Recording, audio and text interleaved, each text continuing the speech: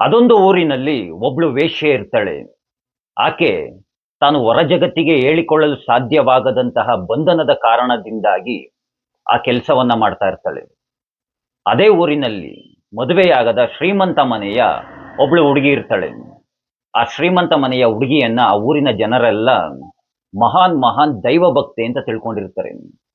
ಕಾರಣ ಆ ಶ್ರೀಮಂತ ಮನೆಯ ಹುಡುಗಿ ಆ ಊರಿನಲ್ಲಿರುವ ಎಲ್ಲಾ ದೇವಾಲಯಗಳಿಗೂ ಸಾಕಾದಷ್ಟು ಹಣವನ್ನ ನೀಡ್ತಾ ಇರ್ತಾಳೆ. ಚಿನ್ನ, ಬೆಳ್ಳಿ, ಒಡವೆಗಳು ಎಲ್ಲವನ್ನ ದಾನವಾಗಿ ನೀಡ್ತಾ ಇರ್ತಾಳೆ. ಅದೊಂದು ದಿನ ಆ ವೇಶ್ಯೆಗೆ ಆ ಶ್ರೀಮಂತ ಮನೆಯ ಹುಡುಗಿಯ ಜೊತೆಗೆ ಪರಿಚಯವಾಗುತ್ತೆ. ಪರಿಚಯ ಗಟ್ಟಿಯಾದ ಗೆಳೆತನವಾಗುತ್ತೆ. ಆ ವೇಶ್ಯೆಯು ಸಹ ಶ್ರೀಮಂತ ಮನೆಯ ಹುಡುಗಿಯ ಬಳಿ ತಾನು ಮಾಡ್ತಿರುವ ಕೆಲಸದ ಬಗ್ಗೆ ಎಲ್ಲವನ್ನ ಸಹ ಹೇಳ್ಕೊಳ್ತಾಳೆ. ದಿನಗಳು ಕಳೆಯುತ್ತೆ. ಅದೊಂದು ದಿನ ಆ ಶ್ರೀಮಂತ ಮನೆಯ ಹುಡುಗಿ ಆ ವೇಶ್ಯೆಯ ಮನೆಯ ಬಳಿಗೆ ಬಂದು, ಅಕ್ಕ, ನಾನು ದೇವಸ್ಥಾನಕ್ಕೆ ಹೋಗ್ತಾ ಇದ್ದೀನಿ, ನೀವು ನನ್ನ ಜೊತೆಯಲ್ಲಿ ಬನ್ನಿ ಅಂತ ಕರೀತಾಳೆ. ಆಗ ವೇಶ್ಯೆ ಹೇಳ್ತಾಳೆ, ಇಲ್ಲ ನಮ್ಮ, ನಾನು ಬರೋ ಹಾಗಿಲ್ಲ, ನನಗೆ ತುಂಬಾ ತುಂಬಾ ಕೆಲಸ ಇದೆ ಇವತ್ತು, ನೀನ್ ದೇವಸ್ಥಾನಕ್ಕೆ ಹೋಗ್ಬಾ ಅಂತ ಹೇಳ್ತಾಳೆ. ಆದ್ರೂ ಆ ಹುಡುಗಿ ತುಂಬಾ ತುಂಬಾ ಬಲವಂತವನ್ನ ಮಾಡ್ತಾಳೆ. ಅಕ್ಕ, ನೀವು ಬರ್ಲೇಬೇಕು, ನನ್ನ ಜೊತೆ ಬರ್ಲೇಬೇಕು ಅಂತ ಎಷ್ಟೇ ಬಲವಂತವನ್ನ ಮಾಡಿದ್ರು ಆ ವೇಶ್ಯೆ ದೇವಸ್ಥಾನಕ್ಕೆ ಹೋಗೋದಿಲ್ಲ. ಆ ಹುಡುಗಿಯನ್ನ ಕಳ್ಸಿಕೊಡ್ತಾಳೆ, ಹೋಗ್ಬಿಟ್ಟು ಬಾರಮ್ಮ, ನಿನ್ಗೆ ಒಳ್ಳೇದಾಗ್ಲಿ ಅಂತ. ಆ ಶ್ರೀಮಂತ ಮನೆಯ ಹುಡುಗಿ ದೇವಸ್ಥಾನಕ್ಕೆ ಹೋಗುವಂತಹ ದಾರಿಯುದ್ದಕ್ಕೂ ಆ ಒಕ್ಕ ಏನ್ ಮಾಡ್ತಾ ಇರ್ಬೋದು ಮನೆಯಲ್ಲಿ, ಯಾರು ಬಂದಿರಬಹುದು, ಏನೆಲ್ಲ ನಡೀತಾ ಇರಬಹುದು, ಇದೇ ರೀತಿಯಾಗಿ ಕೆಟ್ಟದಾಗಿ ಯೋಚನೆಯನ್ನ ಮಾಡ್ತಾ ಮಾಡ್ತಾ ಮಾಡ್ತಾ ದೇವಸ್ಥಾನದ ಬಳಿಗೆ ಬರ್ತಾಳೆ ಆ ಹುಡುಗಿ.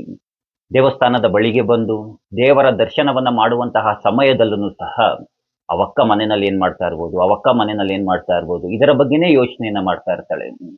ಆದ್ರೆ ಆ ಮನೆಯಲ್ಲಿರುವಂತಹ ವೇಶ್ಯೆ ಆ ಮನೆಯಲ್ಲಿರುವಂತಹ ವೇಶ್ಯೆ ಮತ್ತೊಬ್ಬನ ಜೊತೆಯಲ್ಲಿ ತನ್ನ ದೇಹವನ್ನು ಹಂಚಿಕೊಳ್ತಾ ಇದ್ರು ಸಹ, ಅಪ್ಪ ದೇವ್ರೆ, ನನಗೆ ಈ ಕಷ್ಟದಿಂದ, ಈ ಬಂಧನದಿಂದ ಯಾವಾಗಪ್ಪ ನನಗೆ ಮುಕ್ತಿಯನ್ನ ನೀಡ್ತೀಯ? ಅಪ್ಪ ದೇವರೇ, ನನಗೆ ಈ ಬಂಧನದಿಂದ ಮುಕ್ತಿಯನ್ನ ನೀಡಪ್ಪ, ನನಗೆ ಈ ರೀತಿಯಾದಂತಹ ಕೆಲಸವನ್ನ ಮಾಡೋದಕ್ಕೆ ಸಾಧ್ಯವಾಗೋದಿಲ್ಲ, ನೀನೇ ನನ್ನನ್ನ ಕಾಪಾಡಬೇಕು, ನೀನೇ ನನ್ನನ್ನ ನೋಡ್ಕೊಳ್ಬೇಕು ಅಂತ ಭಕ್ತಿಯಿಂದ ದೇವರ ಬಳಿ ಕೇಳ್ಕೊಳ್ತಾ ಇರ್ತಾಳೆ. ಇಲ್ಲಿ ನೋಡಿ, ಆ ಶ್ರೀಮಂತ ಮನೆಯ ಹುಡುಗಿಗೆ ಎಲ್ಲ ರೀತಿಯಾದಂತಹ ಅವಕಾಶಗಳಿತ್ತು. ದೇವಸ್ಥಾನಕ್ಕೆ ಹೋಗುವಂತಹ ಅವಕಾಶಗಳು ದೊರೆತಿತ್ತು. ದೇವರ ದರ್ಶನವನ್ನ ಪಡೆದುಕೊಳ್ಳುವಂತಹ ಅವಕಾಶವೂ ಸಹ ಇತ್ತು. ಅದನ್ನು ಸಹ ಶ್ರೀಮಂತ ಮನೆಯ ಹುಡುಗಿ ಮನಸ್ಸು ಶುದ್ಧವಾಗಿ ಇಟ್ಕೊಳ್ದಲೇನೆ ದೇವಸ್ಥಾನಕ್ಕೆ ಬಂದಾಗ, ದೇವಾಲಯಕ್ಕೆ ಬಂದಾಗ ಮನಸ್ಸನ್ನ ಕೆಟ್ಟದಾಗಿ ಇಟ್ಕೊಂಡು ದೇವರ ದರ್ಶನವನ್ನ ಪಡೆಯೋದಕ್ಕೆ ಬಂದಿದ್ರು. ಅದೇ ಆ ವೇಶ್ಯೆ ದೇವರ ದರ್ಶನವನ್ನ ಪಡೆಯೋದಕ್ಕೆ ಅವಕಾಶ ಇಲ್ಲದೇ ಇದ್ರೂ ಸಹ, ದೇವಸ್ಥಾನಕ್ಕೆ ಬರೋದಕ್ಕೆ ಸಾಧ್ಯವಾಗದೇ ಇದ್ರೂ ಸಹ, ತನ್ನ ಮನಸ್ಸನ್ನ ಶುದ್ಧವಾಗಿ ಇಟ್ಕೊಂಡು ತನ್ನ ಮನಸ್ಸಿನಲ್ಲೇನೆ ಆ ಭಗವಂತನನ್ನ ಪೂಜೆಯನ್ನ ಮಾಡ್ತಾ ಇದ್ಲು, ಆ ಭಗವಂತನನ್ನ ಆರಾಧಿಸ್ತಾ ಇತ್ತು. ನಮ್ಮಲ್ಲಿ ತುಂಬಾ ತುಂಬಾ ಜನರನ್ನ ನೋಡಿದ್ದೀನಿ, ದೇವಸ್ಥಾನಗಳಿಗೆ ಕೇವಲ ತೋರ್ಪಡಿಸೋದಕ್ಕೆ, ಅಂದ್ರೆ ನಾನು ದೇವಸ್ಥಾನಕ್ಕೆ ಬಂದೆ, ನಾನು ದೇವಸ್ಥಾನಕ್ಕೆ ಹೋಗಿದ್ದೆ, ಈ ರೀತಿಯಾಗಿ ತೋರಿಸಿಕೊಳ್ಳುವಂತಹ ಕಾರಣಕ್ಕಾಗಿ ಮಾತ್ರ ತುಂಬಾ ತುಂಬಾ ಜನರು ನಮ್ಮಲ್ಲಿ ದೇವಸ್ಥಾನಗಳಿಗೆ ಬರ್ತಾರೆ. ಅವರ ಹಣದ ಅಹಂಕಾರವನ್ನ ತೋರಿಸ್ಕೊಳ್ಳೋದಕ್ಕೆ ದೇವಾಲಯಗಳಿಗೆ ಬರ್ತಾರೆ. ನಾನು ತುಂಬಾ ಜನರನ್ನು ನೋಡಿದ್ದೀನಿ, VIP ಟಿಕೆಟ್ನಲ್ಲಿ ದರ್ಶನವನ್ನ ಪಡೆದ್ಬಿಟ್ಟು, ನಾನು ಎಲ್ಲರಿಗಿಂತ ಮುಂದೆ ನಾನು ದರ್ಶನವನ್ನ ತೆಗೆದುಕೊಂಡೆ ಗೊತ್ತಾ, ಹಾಗೆ ಹೀಗೆ ಅಂತೆಲ್ಲ ಹೇಳ್ಕೊಳ್ತಾ ಇರ್ತಾರೆ. ಒಂದು ಮಾತನ್ನ ಹೇಳ್ತೀನಿ ಕೇಳಿ, ನೀವು VIP ಟಿಕೆಟ್ ಎಲ್ಲಾರು ತೆಗೆದುಕೊಂಡು ಹೋಗಿ, ಹೇಗಾದ್ರೂ ದರ್ಶನವನ್ನ ಮಾಡ್ಕೊಂಡು ಹೋಗಿ, ಮನಸ್ಸನ್ನಲ್ಲಿ ಭಕ್ತಿ ಇಲ್ಲ ಅಂತಂದ್ರೆ ಗಂಟೆಗಟ್ಲೆ ದೇವರ ದರ್ಶನಕ್ಕಾಗಿ ಸರತಿ ಸಾಲಿನಲ್ಲಿ ನಿಂತು ತುಂಬಾ ತುಂಬಾ ಕಷ್ಟವನ್ನ ಪಟ್ಟು ಕೊನೆಯದಾಗಿ ಅಪ್ಪ ಭಗವಂತ ಅಂತ ಕೈ ಮುಗಿದು ದೇವರ ದರ್ಶನವನ್ನ ಪಡ್ಕೊಳ್ತಾನಲ್ಲ, ಅಂತಹ ಭಕ್ತನ ಮುಂದೆ ನಿಮ್ಮ ಶ್ರೀಮಂತಿಕೆಯ ಭಕ್ತಿ ಎನ್ನುವಂತಹದ್ದು ತೃಣಕ್ಕೆ ಸಮಾನ ಅಂತ ಹೇಳ್ತಾ, ದೇವಾಲಯಗಳಿಗೆ ಶೋಕಿ ಮಾಡೋದಕ್ಕೆ ದಯಮಾಡಿ ಹೋಗಬೇಡಿ.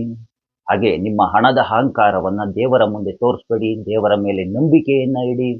ನಮಗೆ ಅವಕಾಶಗಳು ಸಿಗದೆ ಹೋದ್ರೂ ಸಹ ಮನಸ್ಸಿನಲ್ಲೇನೆ ಭಕ್ತಿಯಿಂದ ದೇವರನ್ನ ಪ್ರಾರ್ಥನೆಯನ್ನ ಮಾಡಿ ಅಂತ ಹೇಳ್ತಾ, ಇಂತಹ ಎಲ್ಲ ವಿಷಯಗಳನ್ನ ಜ್ಞಾನ ಮಾರ್ಗದಿಂದ, ಅಂದ್ರೆ ಜ್ಞಾನ ಯೋಗದಿಂದ ನಾವುಗಳು ತಿಳ್ಕೊಳ್ಬೋದು ಅಂತಲೂ ಸಹ ಹೇಳ್ತಾ, ಕೃಷ್ಣ ನಿಮ್ಮೆಲ್ಲರಿಗೂ ಒಳ್ಳೇದನ್ನ ಮಾಡಲಿ. ಎಲ್ರಿಗೂ ಧನ್ಯವಾದಗಳು. ಜೈ ಶ್ರೀ ಕೃಷ್ಣ.